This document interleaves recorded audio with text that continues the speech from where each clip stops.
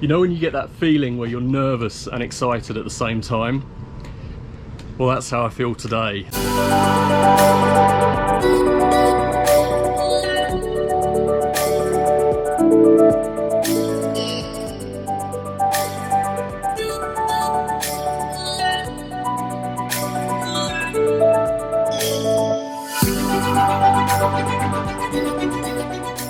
So this is going to be my first solo sail.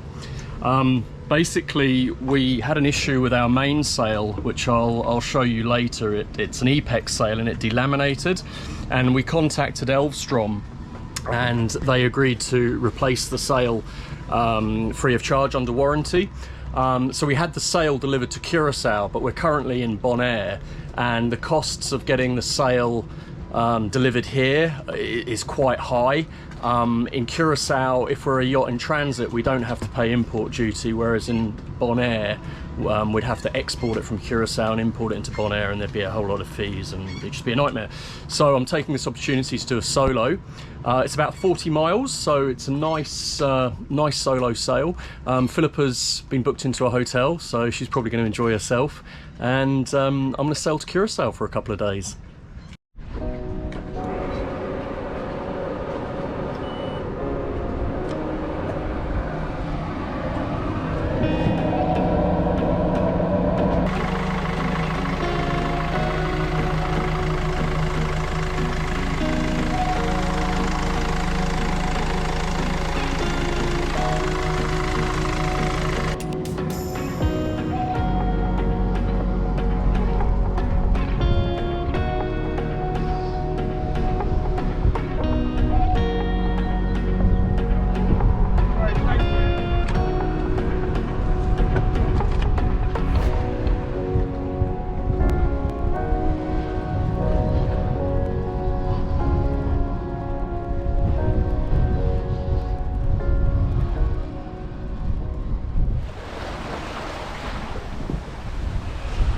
So we're away, we're just sailing past Bonaire, and that's mainland Bonaire behind me. Well, mainland, it's an island, but that's the big island of Bonaire.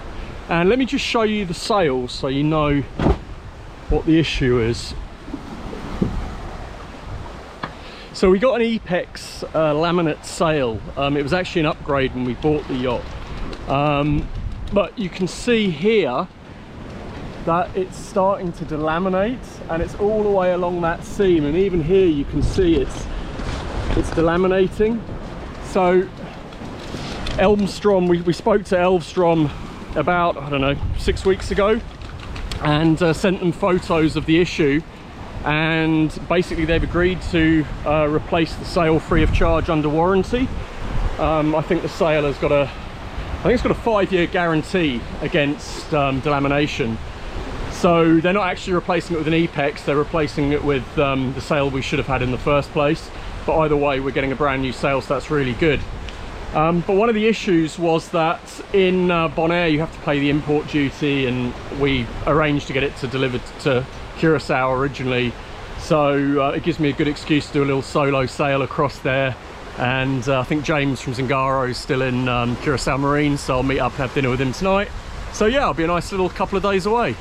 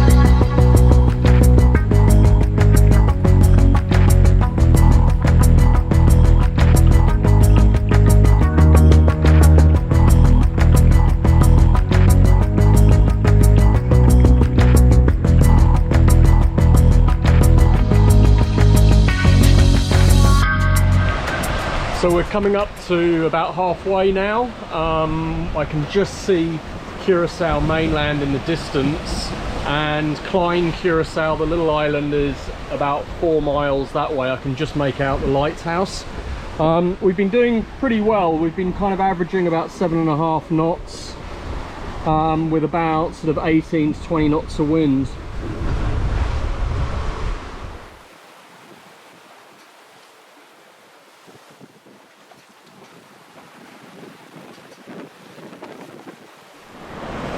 So here's quite a good example of why I think AIS is so good and that everyone really should have it if you're doing any sort of offshore passages. There's a small container ship about 5 miles directly ahead of us, and even though it's a completely clear day, I can't see it, but it's showing on the AIS. Let me show you.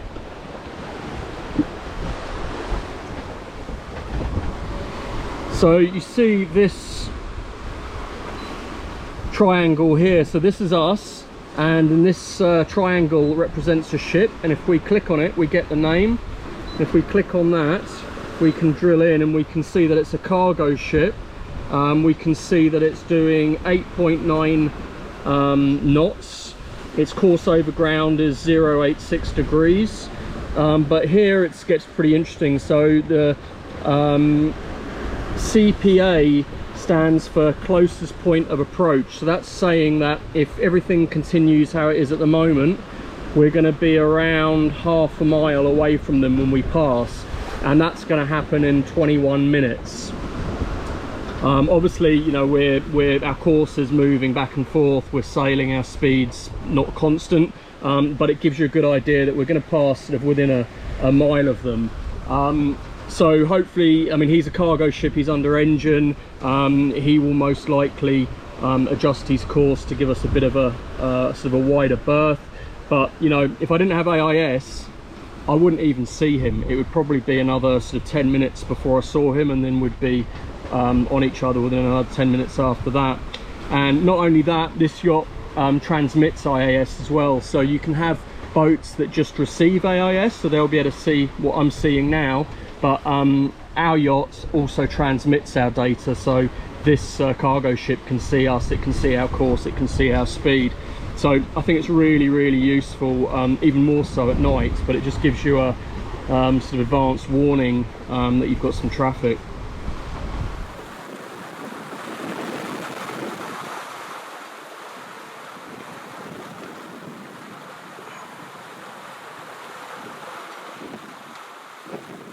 Although Curacao is part of the Netherlands Antilles, it's part of the ABC Islands, they're all separate islands, so they've all got separate customs. So when you go to a new island, you've got to check in with customs, you've got to do immigration, you've got to check out of the island when you leave. So because it's a new island and essentially a new country, we've got to hoist the Q flag, the yellow flag. That basically means that we're a vessel coming from a foreign land, and we haven't checked into customs, we haven't gone through immigration. So that's what I'm going to hoist now.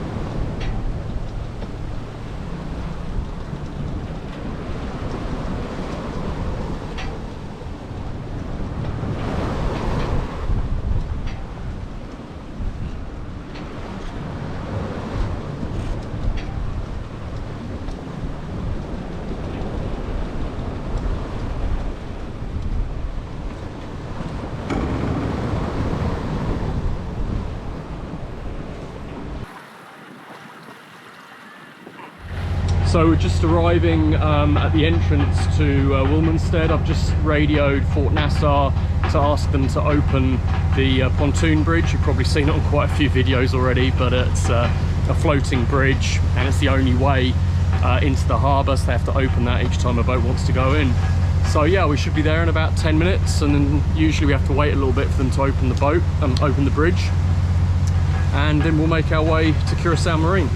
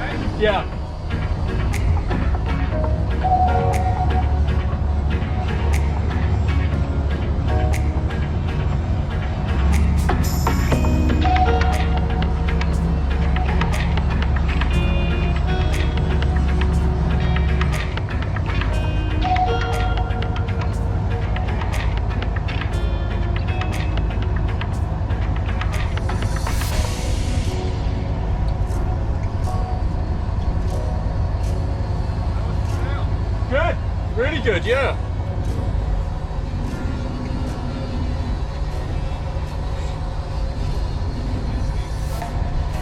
I lose steering though if I go too slow. That's the thing. You got a fat ass, man. Nicely done, dude. Can we take the bow or the stern first? Maybe take the stern, tie it off, and then I can always go forwards on it if I need to.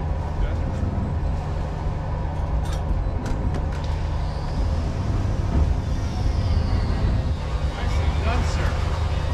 Beautiful. I got you stern. Yeah. It was a really good sail. No problems at all, really. The boat's pretty easy to sail short-handed. Everything, all the lines are run to the cockpit, so there's no reason really to go up to the mast or go up to the bow. You can control everything from here, which makes it super easy. Docking was easy. I mean, I had James from Zingaro help me with the lines, so that was definitely you know, a help. But with the bow thruster, well, actually my bow thruster's not working, so I didn't have that, but I had the stern thruster and I was mooring into the wind, so the wind was, I was sort of mooring directly into the wind. The wind was keeping the bow straight, which really helps. When you get a bit of a crosswind, the bow's very light, and because I haven't got a bow thruster, that's a bit of an issue. Also on this boat with the twin rudders, the props in the middle and the rudders are sort of on either side, so you don't get much prop wash, and that's an issue at slow speed, so you've got to sort of maintain your speed a little bit to get steerage. But we didn't have any problems at all. It was really, really easy. So yeah, really happy, and I'm gonna have a shower and go out with James for a bit of dinner and a few beers. Happy days. Our new sail has arrived. This is what we sailed to Curacao for, so really excited. Here it is. It's like Christmas has come early.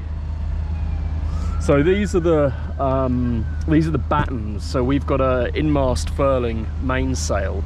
So we've got vertical battens that run up the length of the sail. So the longest one is from the boom all the way up to the top of the mast. So they're really long.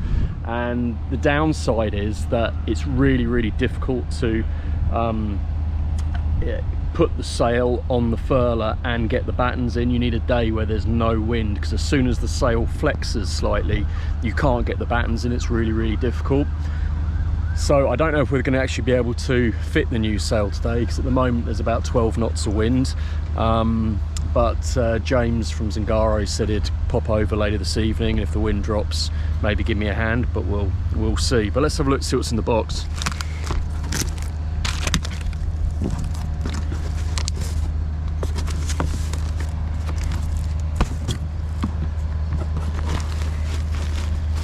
So we've got a bag or something here.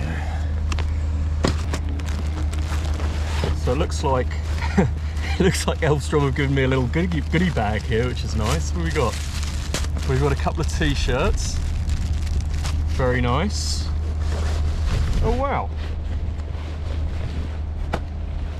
We've got 4 caps. Now that's really useful because I average a cap about a week, one gets blown overboard. I think that's a belt. Or is it a, or maybe it's no, that's a belt. I'm not sure what that is. Maybe it's a luggage strap or something. And more t-shirts. Wow, that's pretty cool. So I'd like to just quickly say what happened regarding the mainsail. When we first bought the Bavaria, it got delivered with the wrong sail. When they went to hoist the sail, it was the wrong size sail. And at the time, Elvstrom didn't have the right sail in stock. They had an Epex sail, which was like a racing sail. It's a laminate sail, much more expensive, and they offered to give us that sail free of charge as an upgrade, and we took it, and it was actually a really nice sail. My only criticism was that it was quite delicate. You had to be very careful how you furled it, how you unfurled it, and it would wear sometimes when you were furling it in where the battens come into the mast, and I had to get it repaired a couple of times, so we did have a few issues with it. But then when we were sailing from Aruba to Curacao a couple of months ago, I noticed that the the top layer of the sail was coming away from the like the Kevlar, I think it's Kevlar, the weave that's actually in the sail, and it started to get worse. And I actually, first of all, I took some sail repair tape and tried to repair it, but it got worse and worse and worse.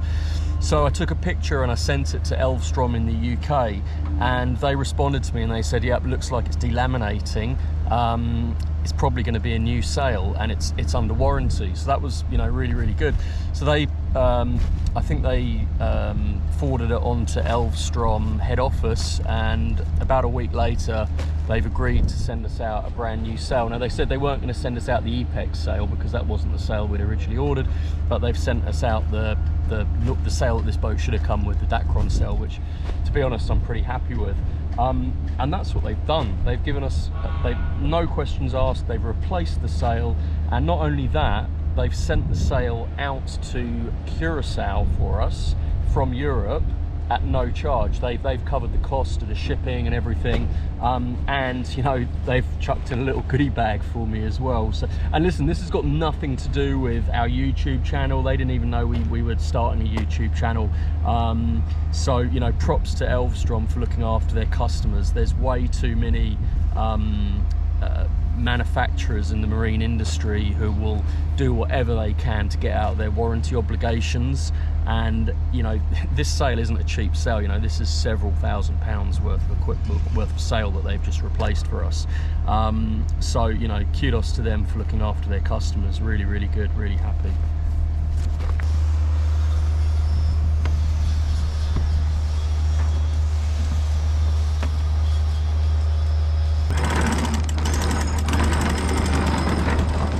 There you go, you got it that time. Is that one? Just pull it all the way out. Yeah. Yeah, because now we have enough room where we can just walk on it. Lower it quick, I just want to keep it on the water.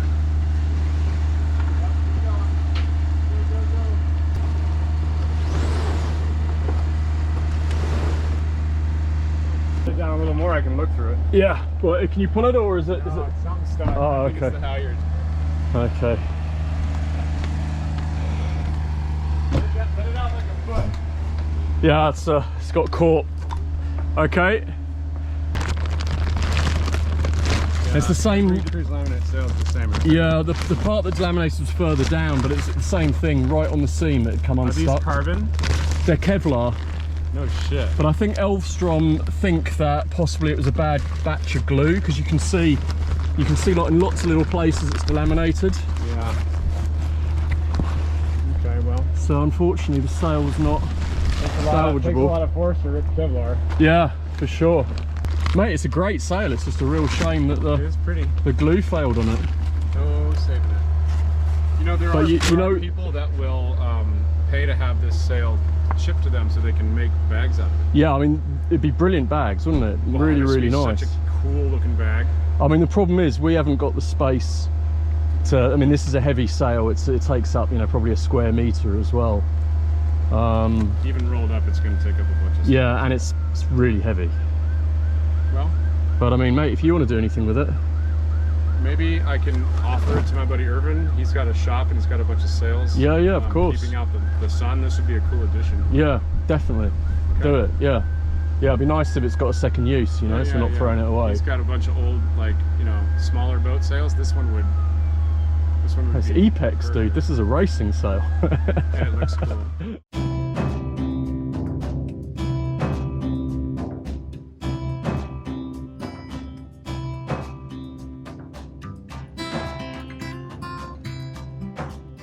Another cruise laminate sail. No, they didn't. Yeah. Really? This is a nice sail. Yeah, but that's not the same as I had. I don't think. Pretty much, dude. Yeah. It's not the Kevlar version. Yeah, yeah. But isn't that just a Dacron one though? No. Is it not? Mm-mm. Happy days. This is cruise laminate. Okay. And is that better than it's Dacron? Got a warranty. Yeah, because it's got the fibers inside it. The reason that they make sails like this is because Dacron stretches out. It's like lots of little fibers. Got you. Whereas these ones, and that one especially, has big fat fibers in it that don't allow the sail to stretch. Right. So you're not going to have like belly in the sail in certain parts. The problem with these is they delaminate. Yeah. But if that one they said was a adhesive error. Yeah, that's what they reckon. Yeah. So this one will last? I reckon this would be more, this feels like it's more hard wearing as well. Are you getting a new warranty for this one too? That's an interesting question. I presume so. Maybe. I presume so, because the sail's got the warranty, hasn't it? So it looks pretty. Let's flake it out and see what it looks like. So how are we gonna go backwards? Way ahead. Right here.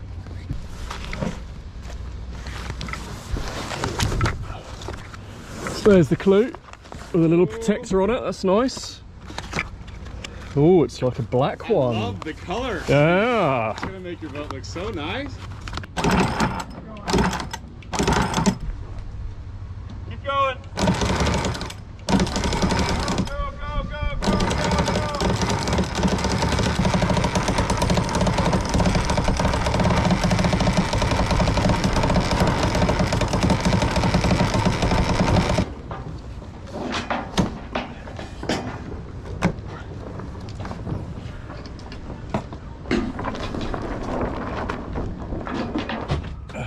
Good morning. It's 6:30 a.m. and I'm actually checked out of the country in half an hour's time, but I've got to go and get a PCR test before I can enter Bonaire. But I've just remembered today that the lockdown starts today, so no one's meant to be driving around. So we'll see how that goes. But I've got to go and drive to the lab and get a PCR test, and then they'll email me the results. If I don't get that, they'll make me quarantine when I get to Bonaire for 14 days, so I really don't want to do that. So yeah, that's what I'm off to do now, and then once we've got that, we'll be leaving. So there's James Zangaro's boat, there's his oyster, and there's my chariot that he's lending me.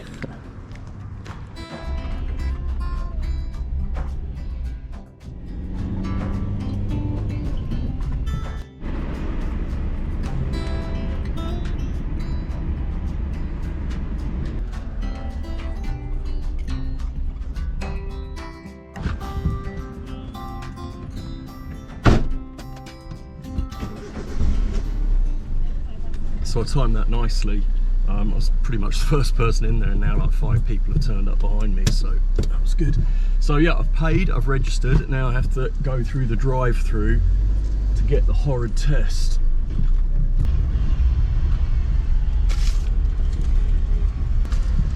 Hello. Hi, how are you? You know? Okay. Okay, here's your passport. Thank you. Have you done this before? Yeah, unfortunately so. Please be gentle. I'll be gentle. Try my best. What are you doing first? I'm doing your nose first. Okay. Can you like go back at your head? Thank you. Relax. We're almost there. And we're there.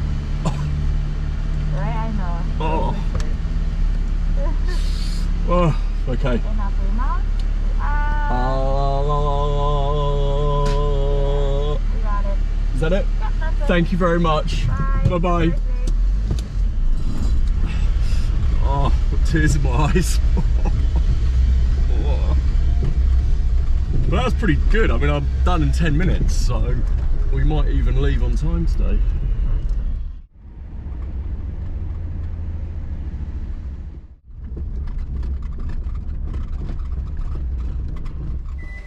I'm doing so well for time at the moment. The PCR test was so quick that I'm even going to get a chance to make myself a nice breakfast before I leave. So I'm making a bacon and egg bap, breakfast of champions.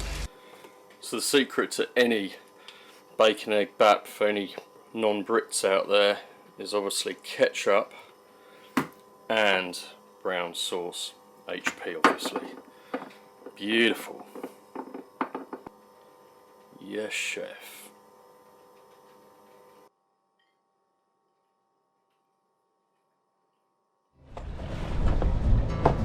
Okay, mate, give me a shout when it's free and good to go. Thank you, man. Thanks for your help. Hey, bro, you're free. Thanks.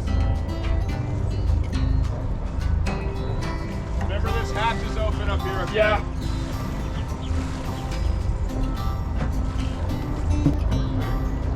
Cheers, dude. Thank you.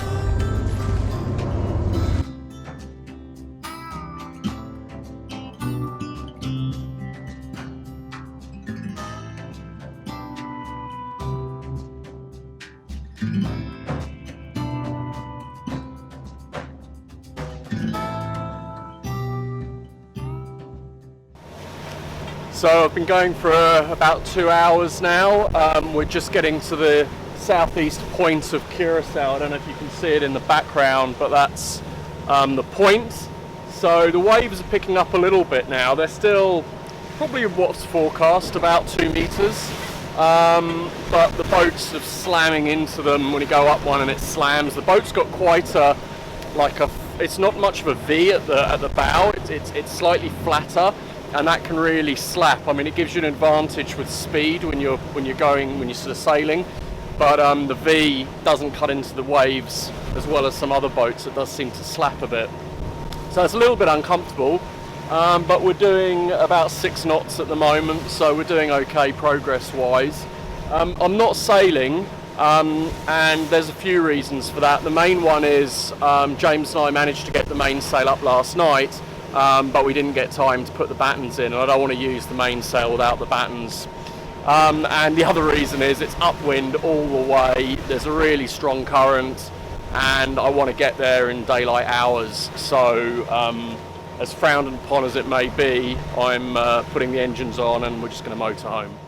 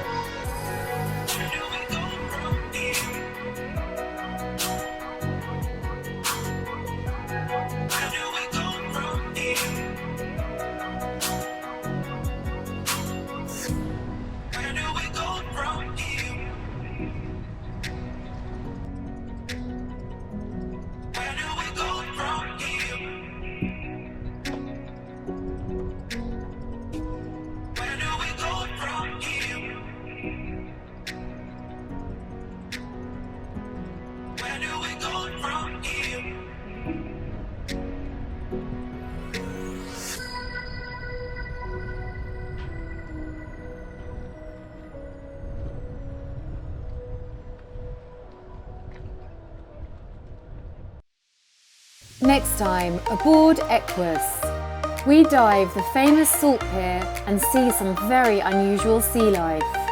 And a freak swell comes into the anchorage of Bonaire and our Williams jet tender gets wrecked.